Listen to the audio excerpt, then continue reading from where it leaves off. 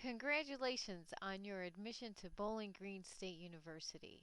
This podcast describes the 3 basic steps for obtaining your F1 non-immigrant visa. This is the CIP Podcast Series 1001.2011. After you've been accepted to Bowling Green State University, you will receive a Form I-20 with your admission documents. The Form I-20 is a certificate of eligibility for non-immigrant student status for academic and language students. This is required for your student visa, and it is not a financial contract with BGSU. When you get your I-20, endeavor to ensure that it matches the name in your passport to the one in your I-20, so you don't have problems at the embassy. When you receive the Form I-20, please compare it to your passport. Make sure that the name, birth date, citizenship, and country of birth match your passport exactly. If your I-20 is not correct, please contact CIP@bgsu.edu immediately for a correction. After you've verified or corrected your Form I-20, Step 2 is to pay the I-901 fee. This fee is required of all non-immigrant and exchange students. It is used to administer and maintain the Student and Exchange Visitor Information System, SEVIS, as well as develop and deploy the next generation of SEVIS, support compliance activities, and establish SEVIS liaison officers to provide information and assistance to students. After you have your I-20, you have to pay for your service fee, because you can't go to the embassy without your service fee. You're going to be asked for your service fee. So once you pay your service fee, you take the receipt to the embassy. Then you're very close to coming to America. The best method of payment of the I-901 fee is online. Go to the link www.fmjfee.com to pay with your credit or debit card. The fee is $200 for F1 students. Your F2 dependents do not have to pay the fee. When you are filing, check that the I-901 information and the Form I-20 information are exactly the same.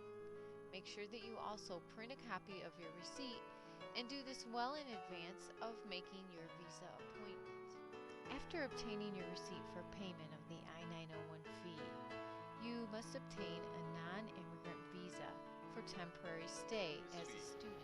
Remember, you have to make an appointment and try and make an appointment in advance due to congestion or traffic of persons going to the embassy.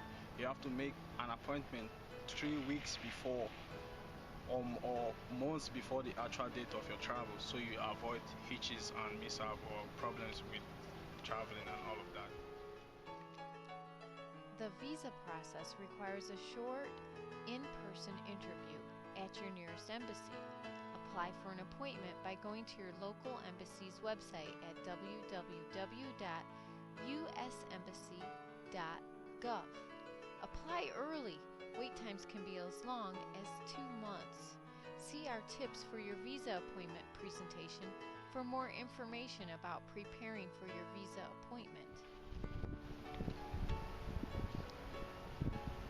After you've made your appointment, you're going to be required to come with your passport, your I-20, your service fee, the receipt of your service fee, your date of birth, your birth certificate.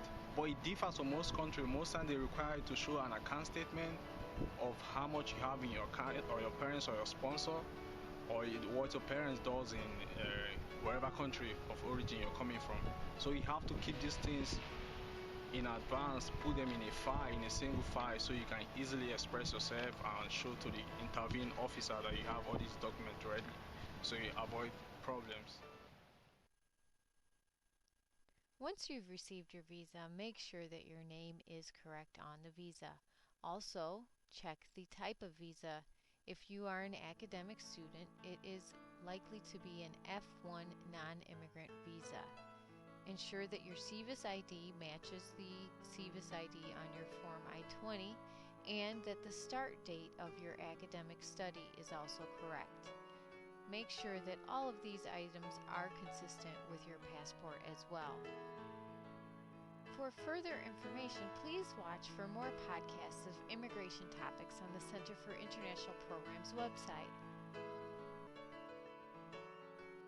This concludes the Bowling Green State University CIP Podcast Series 1001.2011, Immigration Basics for Students Pre-Arrival.